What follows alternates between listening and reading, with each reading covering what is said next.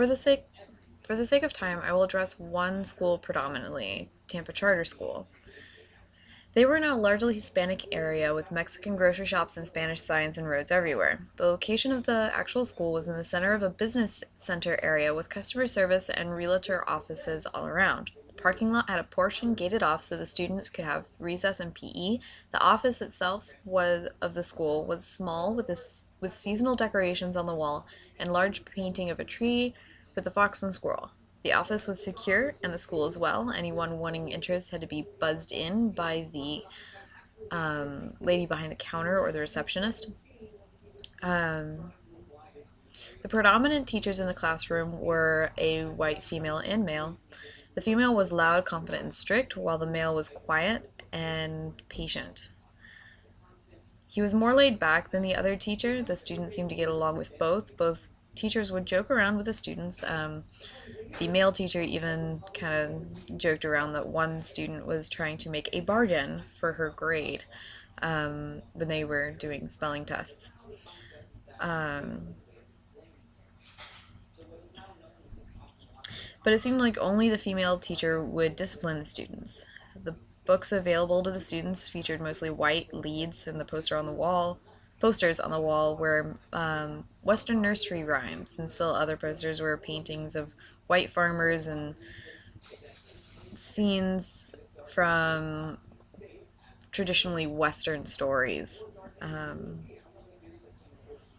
This, along with a predominantly white staff, almost all the teachers were either white or appeared white. There was one Latina or Hispanic woman, two actually. One was a Spanish teacher and one was the librarian. But this showed the minority students that they are secondary to the white students and the white perspective of the classroom. The white children benefit by having their culture viewed and appreciated, giving them self-confidence, while the other students are being stripped of their culture so that they can better emulate the white ideals and values given to them in the literature and the surroundings. This also happens in Steinbrenner High, the other school that I went to.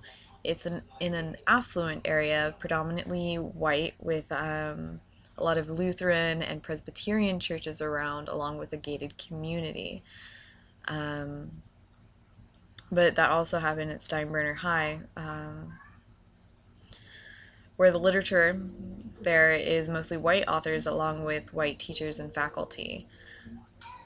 The minority students don't have that many authority figures in the schools today to look up to, and their culture is being bashed at every corner of the school, underhandedly, of course, but still their culture is being not only represented, but also underappreciated. This was expected. I did expect this because of the book. It tells us about this, and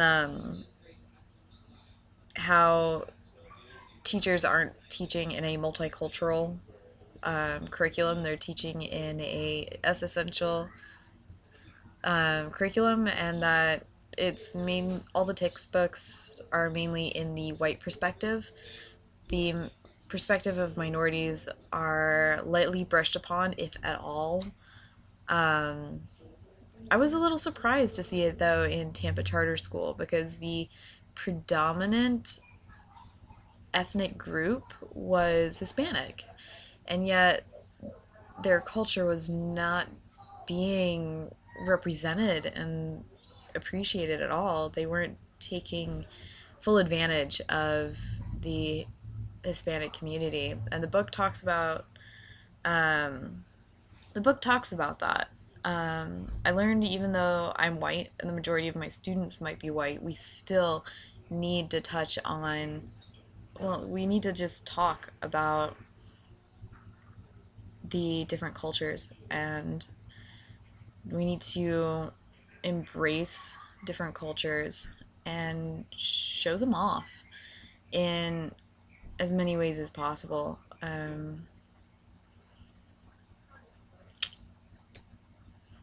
That's basically it.